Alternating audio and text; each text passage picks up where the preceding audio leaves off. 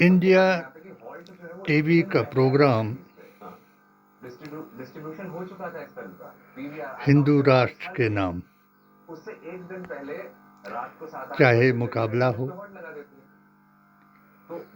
चाहे कोई समाचार हो, चाहे मुसलमानों पर किसी किस्म का भी प्रहार हो। आज मुकाबला में प्राची जी ने दो मुसलमानों को इस बात पर चुप कराया कि आपने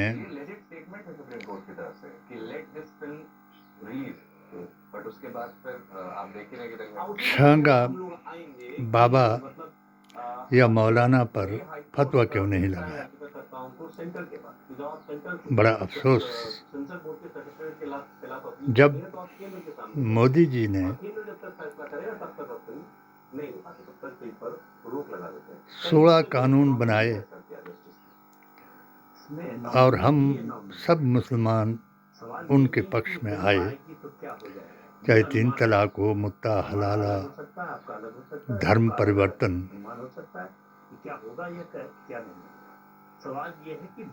लव जिहाद, लैंड जिहाद, ये सब कानून के पक्ष में मैंने अपने 16 फतवा दे करके, और एक वेदंती जी महाराज, मोहन भागवत जी और इंद्रेश जी को सरहंद शरीफ में बाबरी मस्जिद के बारे में वेदंती जी महाराज को एक इंटरव्यू दिया और 16 फतवे राष्ट्र हित में लिख करके मोदी जी के नजामे मुस्तफ़ा के मुताबिक बनाए हुए कानूनों का समर्थन किया। बाबरी मस्जिद को मैंने तफरका मस्जिद बताया और अयोध्या को मैंने दशरथ के बेटों की जन्मभूमि बताया। उस वक्त इन्होंने कुछ मुसलमानों को, चाहे नागपुर के हों, चाहे महाराष्ट्र के हों, चाहे इस बाबा के यार हों, चाहे उसी काम को करने वाले कुछ गद्दार हों, कि जो औरत, ओहदे और पैसे के लिए इस्लाम को तार तार कराते हैं, और वो पीडीए के लोग जो रोटी और बेटी के लिए जितने पढ़े लिखे हैं, वो उच्च घराने में शादी करके हिंदू बन जाते हैं। आज हिंदू और मुसलमान का प्रचार है, चाहे कोई भी समाचार है। रही प्राची जी को की बहस का जवाब, तो शायद दोनों ने कोशिश बहुत की, मगर एक तरफा बयान करने वाली प्राची ने इन पर कोई नज़र नहीं दी। फतवा हुक्म कुरान है, नबी की जुबान है। जो नहीं मानता है वही शैतान है। जबकि मौलाना रशीदी ने फतवा दिया कि इसको फांसी दी जाए, क्योंकि ये कुरान के मुताबिक दायरा इस्लाम से खारिज है। नबी की जुबान के मुताबिक ये गुस्ताखे रसूल है, बेअसूल है। ये फतवा सुन करके भी प्राची ने उल्टा उन पर इल्ज़ाम लगाया कि आपने इन लड़कियों के पक्ष में खड़े होकर के ये आवाज़ क्यों नहीं लगाई। तो सही जवाब दिलाया,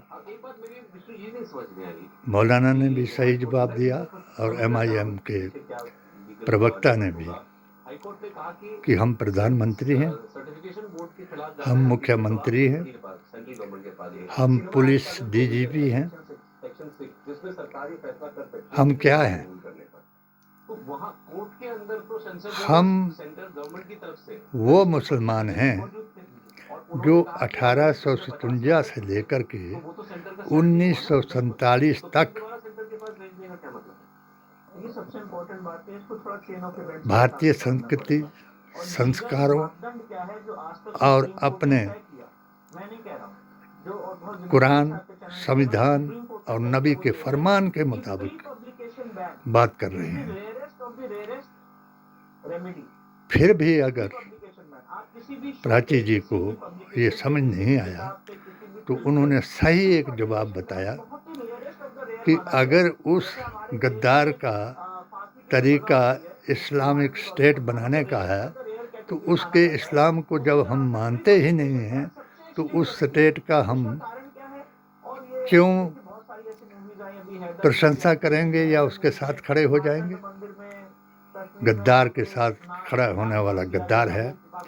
ये गीता में भी कृष्ण जी ने अर्जुन को बताया कि चाहे अपना ही हो उसको गले लगाएगा वही दुष्ट कहलाएगा।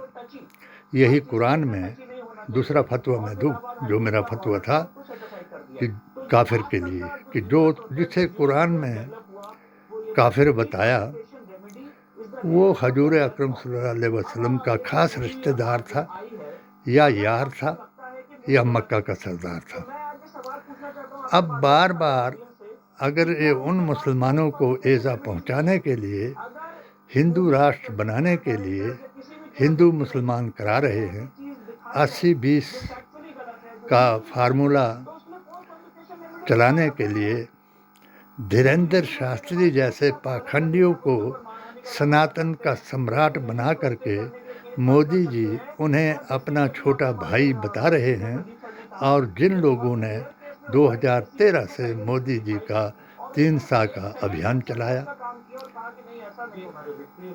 उसके बाद पहला चुनाव आपने इस अभियान से जीत लिया, दूसरा चुनाव आपने 3 गांव से जीता, गांधी गोत्र गाय का प्रचार कराया और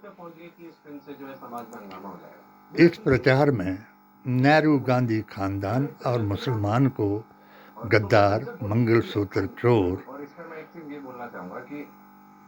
संविधान विरोधी, आरक्षण विरोधी, यहाँ तक कि भैंस चोर बताया। मोदी जी महान को मैंने अपनी पेटिशन 20011/01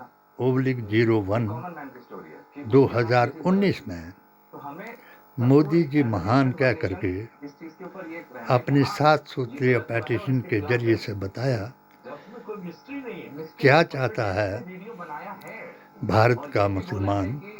और इस इंडिया टीवी को मैंने अपना इंटरव्यू जो इंद्रेश के साथ था, वेदंती जी महाराज के साथ था और मोहन भागवत जी को जो बताया, उसमें से एक फतवा भी इन्होंने नहीं दिखाया और मुसलमानों को बदनाम करने के लिए इन फतवों के बजाय फतह का फतवा दिखाया और मुसलमान को शर्मसार कराया। बहस में यही रशीदी साहब को एक बार इन्होंने बिठाया था और ये वहाँ से उठ करके चले गए, क्योंकि ये जिन मुसलमानों से बयान कराना चाहते हैं, आज भी अगर एक लफ्ज़ उनसे निकल गया, आज कुछ कांवड़ी यात्रियों को मुसलमानों ने फूलों के हार बरसाए। अगर जो पीते थे उनके हाथ से तो उनको ठंडे भी पिलाए, मगर फैसला ये कराया कि मुसलमान भीख मांगने जोगा भी नहीं छोड़ा और बर्तन धोने वाला भी होटलों से बाहर कराया। भीख मांगने से मुराद है कि इनके 50 लोग इन्होंने पकड़े जिनका नाम कालनेमी बताया इन्होंने। वो कालनेमी क्या काम करते थे? जो उसमें 7 मुसलमान थे उन्होंने सच बताया कि हम भीख मांगते हैं, कलीर शरीफ में मज़ार में भीख मांगते रहते हैं, और यहाँ उनको लगा कि भीख ज़्यादा मिलेगी तो वो उधर खड़े हो गए। मगर जिसमें 43 ढोंगी बाबा बन करके हिंदू धर्म का प्रचार करते रहे और धोखा सनातन को देते रहे, तो सत्य ही सनातन है। इस पर जो कुछ मैंने लिखा, ब्रह्म सूत्र में जो कुछ बताया, वो क़यामत की निशानी है। मुझे इस इंडिया टीवी को एक ही बात बतानी है कि जब मेरी 7 सूत्रीय पेटिशन का जवाब संतोषजनक नहीं आया, तो तब मैंने मोदी जी को अपनी पेटिशन में एक लफ्ज़ और ऐड कराया कि तीसरा चुनाव आपने 3 वाह से जीता। पहला वाह कि आपका विकल्प कोई नहीं, दूसरा वाह कि आपके अलावा दूसरे पर किसी पर कोई विश्वास नहीं कि कोई प्रधानमंत्री बन सके और हिंदू राष्ट्र बना सके। तीसरा वाह मैंने गीता से आपको वही श्लोक सुनाया, विनाश काले विपरीत बुद्धि। इसलिए जो लोग वेद पुराण, गीता ग्रंथ और कुरान को छोड़ करके, उनको झुठला करके, ब्रह्म सूत्र के 5 स्तंभों को झुठला करके अपने आप को चाहे नकली सनातनी बताते हैं, चाहे नकली सुन्नी बताते हैं, चाहे इस्लामिक स्टेट की बात कराते हैं, चाहे हिंदू राष्ट्र की बात कराते हैं, वो कुरान, संविधान और नबी की जुबान से बाहर है। हम उन्हीं को ही गद्दार बताते हैं और गद्दार बताते रहेंगे। मेरा अपना ये तजर्बा है कि मैंने मोदी मिशन हिमाचल प्रदेश मुस्लिम मोर्चा का महामंत्री होते हुए ही इन पेटिशन को लिखा। 16 फतवे मोदी जी महान के उसमें लिखे। मैंने ऐलान वर्ल्ड के आलमों को, आचार्यों को ऐलान कराया कि जो इनको झुठला दे मैं अपनी गर्दन कटा दूंगा, क्योंकि सच पर गर्दन कटाना ही हमको इमाम हुसैन ने बताया। और इनको सच को, सनातन के संत को कत्ल करके ये गोडसे ने बताया कि हम मुस्लिम मुक्त और कांग्रेस मुक्त भारत बनाएंगे, जिसका नाम हिंदू राष्ट्र होगा। ये ख्वाब हैं, क्योंकि तीसरा वाह इन पर हावी हो जाएगा और हर पीडीए, AISSJ और महात्मा गांधी का नारा लगाने वाला कि हिंदू, मुस्लिम, सिख, ईसाई हम सब हैं भाई भाई, ईश्वर अल्लाह तेरो नाम, सबको सनुमति दे भगवान। अगर कुमति पर जिस तरीके से बाबा, ये छांगा बाबा हो चाहे कोई बाबा हो, हम ऐसों को गद्दार मानते हैं और हमारे कुरान के फतवे के मुताबिक, नबी की ज़ुबान के मुताबिक इनका इस्लाम से कोई ताल्लुक़ नहीं। और हम ये भी साबित कर सकते हैं कि धीरेंद्र शास्त्री जैसे जो मुसलमानों की ठठरी का बयान देते हैं, उनका भी सनातन के साथ कोई ताल्लुक़ नहीं।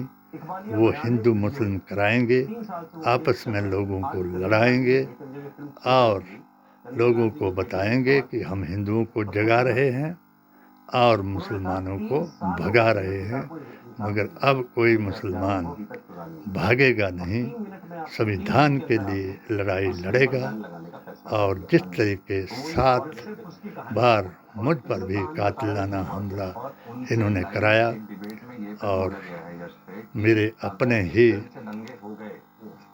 उन गद्दार काफिर रिश्तेदारों को बहकाया और मेरे बच्चों को भी मेरा दुश्मन बनाया, शायद उनकी भी अब समझ में आया कि जो कुछ हमने सत्यमेव जयते का